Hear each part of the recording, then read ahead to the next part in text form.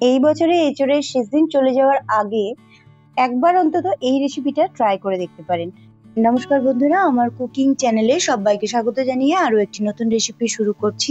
আমি আজকে ডাল দিয়ে মানে মটর ডাল দিয়ে এঁচোড়ের একটি রেসিপি বানিয়ে দেখাবো। এর জন্য আমি এখানে 1.5 কাপ পরিমাণে মটরের ডাল নিয়ে নিয়েছি। খুব ভালো করে মটর ডালটাকে এখন আমি ধুয়ে নেব, জল পাল্টে পাল্টে। যতক্ষণ না সাদা জল বেরিয়ে আসে ততক্ষণ পর্যন্ত ডালটাকে ধুয়ে নেব।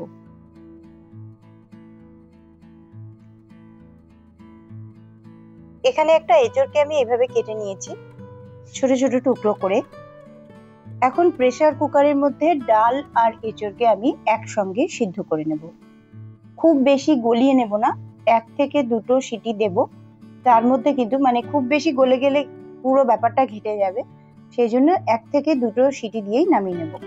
আর দিয়ে দিচ্ছি 1 চা চামচ পরিমাণে সর্ষের তেল, যাতে এই এঁচোড়ের যে আঠাটা সেটা প্রেসার কুকারের গায়ে না লেগে যায়।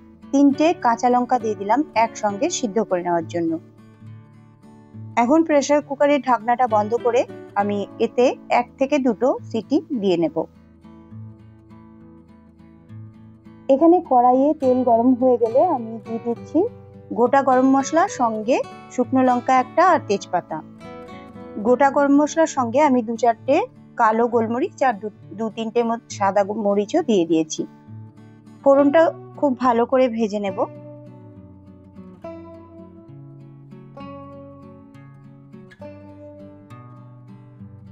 ফোড়ন থেকে একটা মিষ্টি গন্ধ বেরিয়ে আসার পর আমি এখানে দিয়ে দিচ্ছি কাঁচা লঙ্কা, আদা আর ধনেপাতার পেস্ট। এটা আমি 2 টিস্পুন মতো এখানে ব্যবহার করেছি।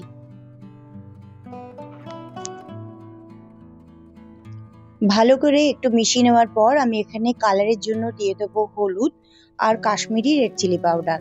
মশলার মধ্যে 1/2 টিস্পুন জিরে গুঁড়ো, 1/2 টিস্পুন ধনে গুঁড়ো এখানে আমি দিয়ে দিচ্ছি। অল্প একটু পরিমাণে জল দিয়ে দিচ্ছি যাতে গুঁড়ো মশলাগুলো ভালো করে কষানো হয়। খুব ভালো করে আগে মশলাটার সঙ্গে এগুলোকে মিশিয়ে নেব এবং তেল বেরিয়ে আসা পর্যন্ত মশলাটাকে ভালোভাবে কষিয়ে নেব। সমস্ত মশলাটা মিশে যাওয়ার পর আমি ঢাকনা চাপা দিয়ে 2 মিনিটের জন্য কুক করে নেব, যতক্ষণ না তেল বেরিয়ে আসে। মাঝখানে একবার আমি ঢাকনাটা খুলে ভালো করে নাড়াচাড়া করে নেব, যাতে করে মশলাটা তলায় লেগে না ধরে। ভালো করে নাড়াচাড়া করে নেওয়ার পর আরো একবার 1 মিনিটের জন্য মশলাটাকে রান্না হতে দেব। এখন দেখুন মশলাটা থেকে খুব সুন্দর তেল বেরিয়ে এসছে। আমি এই সময় সিদ্ধ করে নেওয়া ডাল আর এঁচোড় এর মধ্যে দিয়ে দিচ্ছি। এটা কিন্তু খুব বেশি গলে যায়নি, ডালটাও দানা দানা আছে আর এঁচোড়গুলো কিন্তু গোটা আছে। এবার ভালো করে ডাল আর এঁচোড়ের সঙ্গে মশলাটাকে মিশিয়ে নিচ্ছি। আপনারা হয়তো লক্ষ্য করে থাকবেন আমি প্রেসার কুকারে সিদ্ধ করতে দেওয়ার সময়ই এঁচোড় আর ডালের সঙ্গে আমি লবণ দিয়েই সিদ্ধ করেছি। প্রয়োজন হলে টেস্ট করে নিয়ে আরো একটু লবণ অ্যাড করে দেওয়া যাবে, কিন্তু আমার আর প্রয়োজন হয়নি, আমি এখানে আর লবণ অ্যাড করিনি।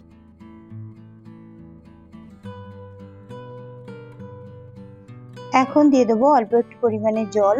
যেরকম আপনারা লিকুইড ভাবটা পছন্দ করবেন সেই রকম পরিমাণ অনুযায়ী জল এখানে অ্যাড করে দেবেন। এটা কিন্তু রুটির সঙ্গেও খুব ভালো লাগবে, আবার গরম ভাত দিয়েও অসাধারণ খেতে লাগবে। ভাতের সঙ্গে খেতে হলে একটু লিকুইড ভাবটা বেশি লাগবে, আর রুটির সঙ্গে খেতে হলে একটু কারি টাইপ হলে বেশি ভালো হয়। ভালো করে মিশিয়ে নিয়ে আমি আরো 3-4 মিনিট এটাকে রান্না হতে দেবো।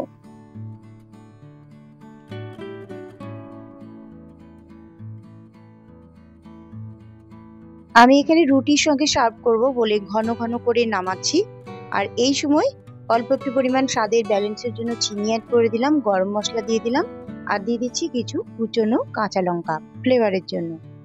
আপনারা যদি ভাতের সঙ্গে এটাকে পরিবেশন করেন তাহলে একটু বেশি পরিমাণে জল অ্যাড করে দেবেন, তাতে একটু ঘনত্বটা কমে আসবে, ভাতের সঙ্গে ভালোই লাগবে। আর পোলাও দিয়ে খেতে হলে কিন্তু এই থিকনেসটা খুব সুন্দর লাগবে খেতে। অসাধারণ স্বাদের এই এঁচোড় দিয়ে মটর ডালের রেসিপিটি বানিয়ে খাওয়ার জন্য অনুরোধ জানাচ্ছি। আপনারা বাড়িতে অবশ্যই একবার হলেও বানিয়ে খেয়ে দেখতে পারেন। আর রেসিপিটি ভালো লাগলে ফেসবুক বা হোয়াটসঅ্যাপে আপনাদের ফ্রেন্ডস এবং ফ্যামিলির সাথে শেয়ার করতে পারেন। আজকের মতো এই পর্যন্তই, আবার দেখা হচ্ছে আগামী রেসিপি নিয়ে। সবাই খুব ভালো থাকবেন, অনেক অনেক শুভেচ্ছা রইল।